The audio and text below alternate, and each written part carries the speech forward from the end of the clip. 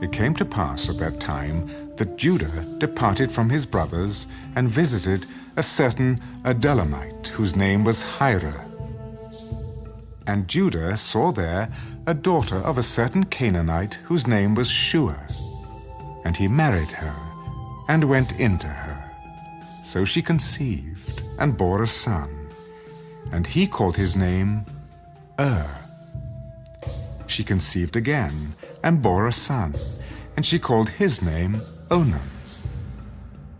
And she conceived yet again and bore a son, and called his name Shelah. He was at Chezib when she bore him. Then Judah took a wife for his firstborn, and her name was Tamar. But Judah's firstborn, was wicked in the sight of the Lord, and the Lord killed him. And Judah said to Onan, Go in to your brother's wife and marry her, and raise up an heir to your brother. But Onan knew that the heir would not be his. And it came to pass, when he went in to his brother's wife, that he omitted on the ground, lest he should give an heir to his brother. And the thing which he did displeased the Lord. Therefore he killed him also.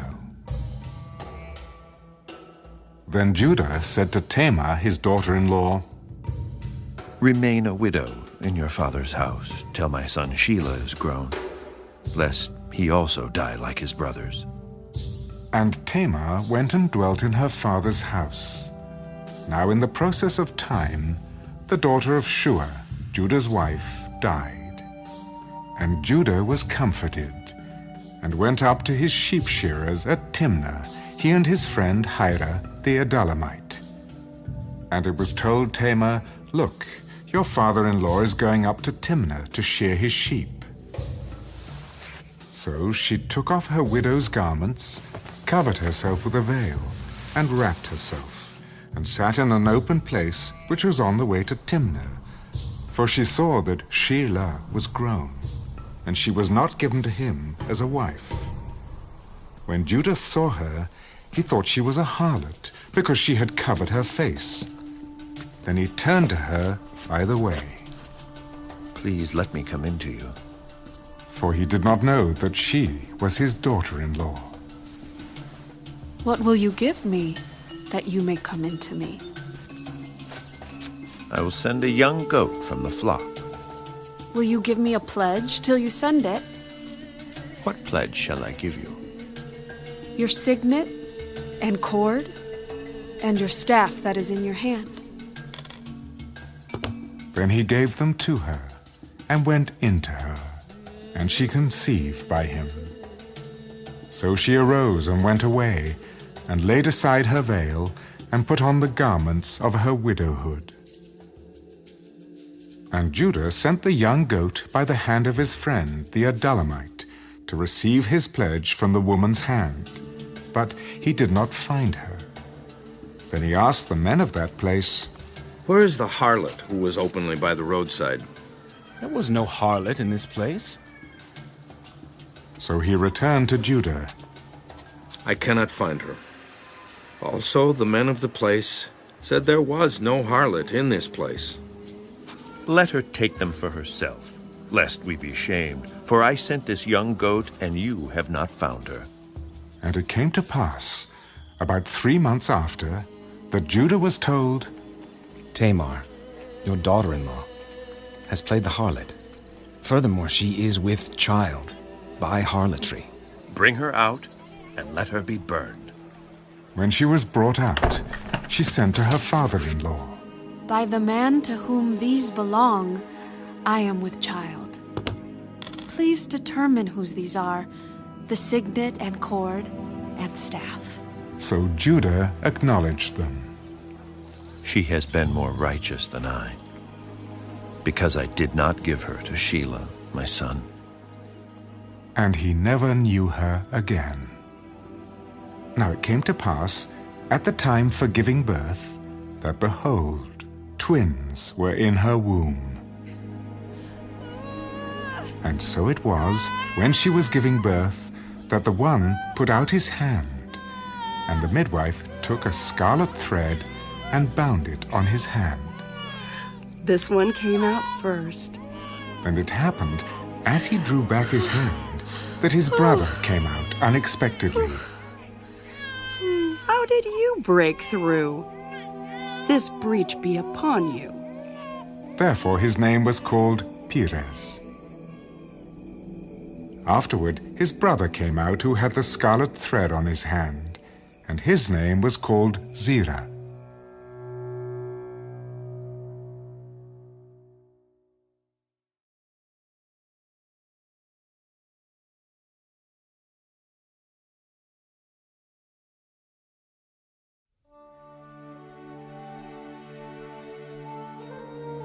Now Joseph had been taken down to Egypt, and Potiphar, an officer of Pharaoh, captain of the guard, an Egyptian, bought him from the Ishmaelites who had taken him down there. The Lord was with Joseph, and he was a successful man, and he was in the house of his master, the Egyptian.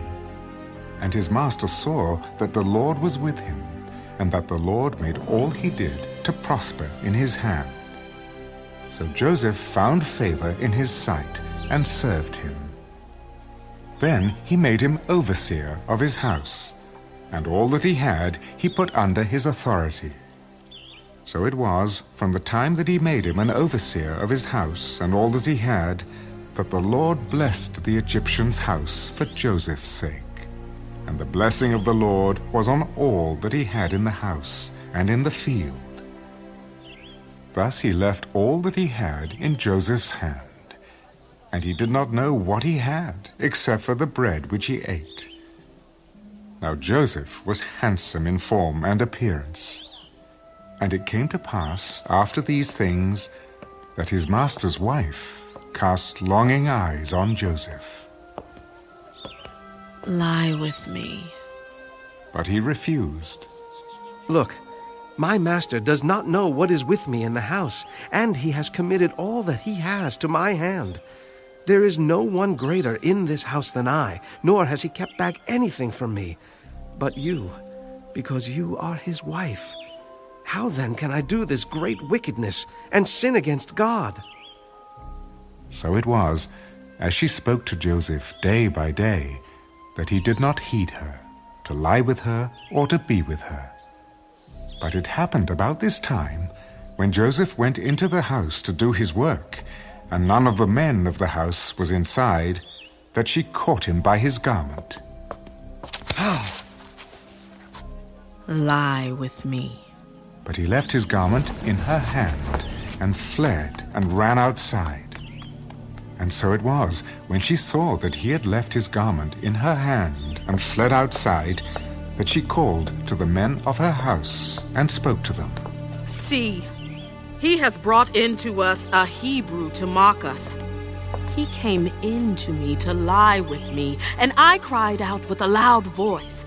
And it happened when he heard that I lifted my voice and cried out that he left his garment with me and fled and went outside. So she kept his garment with her until his master came home. Then she spoke to him with words like these. The Hebrew servant whom you brought to us came in to me to mock me. So it happened as I lifted my voice and cried out that he left his garment with me and fled outside. So it was, when his master heard the words which his wife spoke to him, Your servant did to me after this manner. that his anger was aroused. Then Joseph's master took him and put him into the prison, a place where the king's prisoners were confined. And he was there in the prison. But the Lord was with Joseph and showed him mercy, and he gave him favor in the sight of the keeper of the prison. And the keeper of the prison committed to Joseph's hand all the prisoners who were in the prison. Whatever they did there, it was his doing. The keeper of the prison did not look into anything that was under Joseph's authority, because the Lord was with him, and whatever he did, the Lord made it prosper.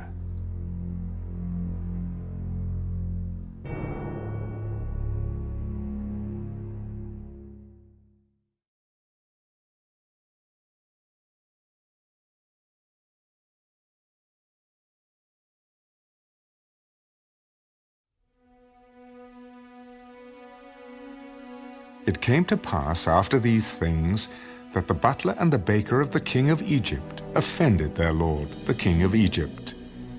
And Pharaoh was angry with his 2 officers, the chief butler and the chief baker. So he put them in custody in the house of the captain of the guard, in the prison, the place where Joseph was confined. And the captain of the guard charged Joseph with them, and he served them. So they were in custody for a while. Then the butler and the baker of the king of Egypt, who were confined in the prison, had a dream. Both of them, each man's dream in one night, and each man's dream with its own interpretation. And Joseph came into them in the morning and looked at them, and saw that they were sad. So he asked Pharaoh's officers, who were with him in the custody of his lord's house, Why do you look so sad today? We each have had a dream, and there is no interpreter of it. Do not interpretations belong to God? Tell them to me, please. Then the chief butler told his dream to Joseph. Behold, in my dream a vine was before me, and in the vine were 3 branches. It was as though it budded, its blossoms shot forth, and its clusters brought forth ripe grapes. Then Pharaoh's cup was in my hand, and I took the grapes and pressed them into Pharaoh's cup, and placed the cup in Pharaoh's hand. This is the interpretation of it. The 3 branches are 3 days.